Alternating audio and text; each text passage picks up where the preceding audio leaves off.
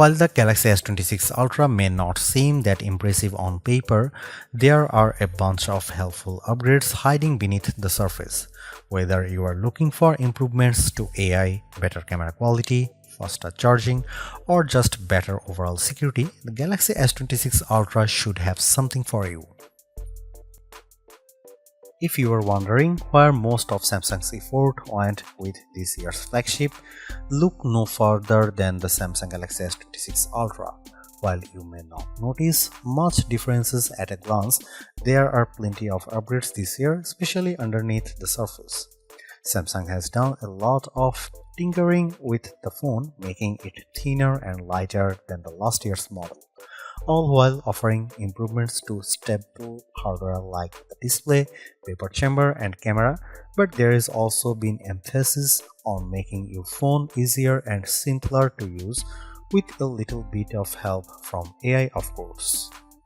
Updates to Bixby let the AI act as a device agent capable of understanding and controlling your device. So if you are not sure how to use specific features, Bixby can fill in as a middleman.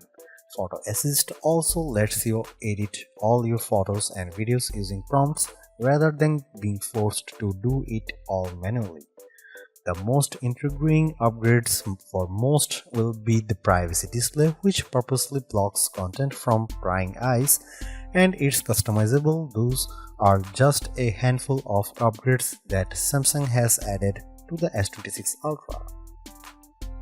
We have only spent a short amount of time with the Galaxy S26 Ultra so far, but I did come away from my hands-on session rather impressed with some of the additions Samsung has made this year. Here is my pros and cons so far. The Samsung Galaxy S26 Ultra is available to pre-order now with a March 11 release date. Prices start at $1,299 for 256GB of storage, and in some regions pre-ordering will net you double the storage at no extra cost. Color options available include cobalt violet, black, sky blue, and white. This will be available at major retailers that carry Samsung phones. Samsung's online store will also have two exclusive color options, pink gold and silver shadow. Samsung Care Plus has also been upgraded to include coverage for device theft and loss, unlimited repairs, and worldwide coverage. Samsung has confirmed it will also be able to use Knox security to remotely lock down and block any missing devices. The Samsung Galaxy S26 Ultra retains much of the same design language of the Galaxy S25 Ultra, but it rounds off the corners more, so it has a more unified look with the rest of the S26 lineup. Samsung also ditched the protruding camera glasses on the back cover in favor of a Galaxy Z Fold 7 inspired camera bump. I'll admit I did like the old design, but the new translucent camera deco looks fairly smart, even if it does mean there is a little more of a camera bump. Once again, Samsung has made the Galaxy S26 Ultra thinner and lighter than its predecessor. So you have a phone measuring 6.44 by 3.07 by 0.31 inches and weighing 7.55 ounces. That's a 0.01 inches and 0.4 ounces of difference compared to the Galaxy S25 Ultra, and while the difference isn't going to be immediately noticeable, it ensures the phone remains comfortable and easy to carry. The 6.9-inch OLED display is mostly unchanged in terms of the core space. We have the same 6.9-inch display offering QHD Plus resolution, a 1 to 120Hz refresh rate, and the super durable Gorilla Glass Armor 2. Samsung has confirmed that ProScaler has made a comeback with updated algorithms and technology, which is supposed to make the screen sharper and more vivid while enhancing finer details and offering 4 times the number of colors. The display also comes with a new anti-reflective coating to reduce glare from bright lights. While this is successful, during my time with the phone, the brightest lights in the room were still visible, albeit with a rainbow-like light scattering effect. Samsung has added an optional privacy display to protect sensitive information on your screen. This sounds a bit strange at first, but it's honestly very impressive in action. The mode can be toggled on manually or set up to turn on automatically when sensitive information may be on a screen. The Galaxy S26 Ultra then switches off the viewing angles from every direction except head-on, preventing bystanders from seeing what's on screen. The default mode doesn't block off everything, and if you look closely, you can still see some elements on screen, which is where the maximum privacy protection option comes in. During my time with the Galaxy S26 Ultra, it managed to black out everything that would otherwise be visible from the side. Frankly, this is the kind of feature other phones should steal.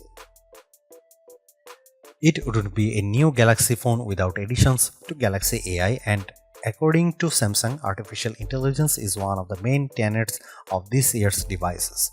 In fact, from the sounds of things, Samsung is pushing AI into all corners of the phone. One of the big changes is that Bixby is taking on a role as an AI agent with the ability to control and understand your phone. The idea here is that Bixby becomes a teacher, helping you learn and understand how your phone works, aided by more advanced large language models and conversational capabilities.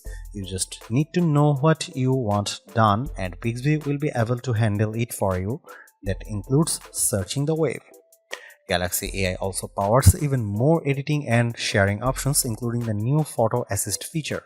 Like Google Pixel 10's conversational editing, this allows you to make changes to your photos using prompts.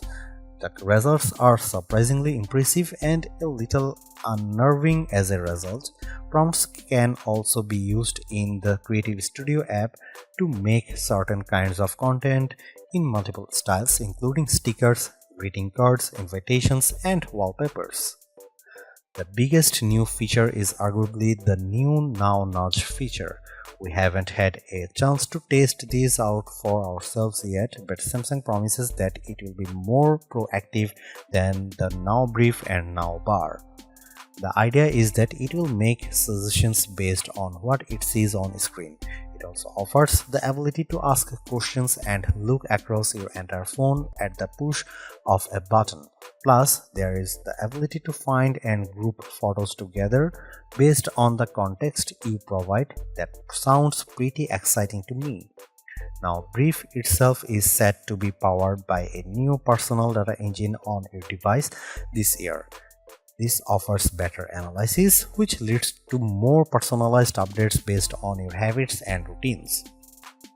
Another intriguing AI feature is automated app action, which will leverage Gemini to perform tasks on your behalf. So you can order an Uber with just your voice and Gemini will get to work, and you can see the process in action or just do other things in the background while it's happening. Apps like Instacart and DoorDash could be next. Other AI features of note include news that audio eraser is coming to third-party apps, including Netflix, Instagram, and YouTube.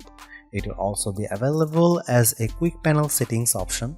A new AI document scanner will also be able to clean up scanned documents and automatically organize them together, which sounds a little bit like Pixel's Screenshots app for documents. Circle to Search, a long-time staple of Android phones, will also gain the ability to recognize and search for multiple objects at the same time, while also gaining the ability to ask questions directly. However, experience tells me that this won't stay a Samsung exclusive feature for long. Finally, Galaxy AI is also getting the ability to screen calls, asking callers who they are and what they want. It's not a unique feature, but it's good to see this available on even more phones. Initially, I felt as though the Galaxy S26 Ultra was another iterative upgrade, and in a lot of respects, it is on paper. Despite this, Samsung has pushed through a lot of great changes and upgrades that could prove to be genuinely useful and are likely to be promptly copied by some of the competition. The privacy screen is the standout security feature on the Galaxy S26 Ultra. Likewise, the camera's horizontal lock is not a wholly original idea, but it is a novel idea for a smartphone that could prove very useful. The rest of the phone's hardware looks solid too. We have got a potentially major performance boost from the new Snapdragon 8 Elite Gen 5 for Galaxy, and the larger camera aperture should offer major improvements to photo quality, especially in low light conditions. The main question we have right now is whether the phone is actually worth upgrading to. Many of these AI features may make the jump back to older devices, and as impressive as the hardware upgrades are, it's not clear whether it's worth paying $1,219 for. We'll just have to wait and see how the Galaxy S26 Ultra performs once we can put it through some in-depth testing. Stay tuned for our rated review.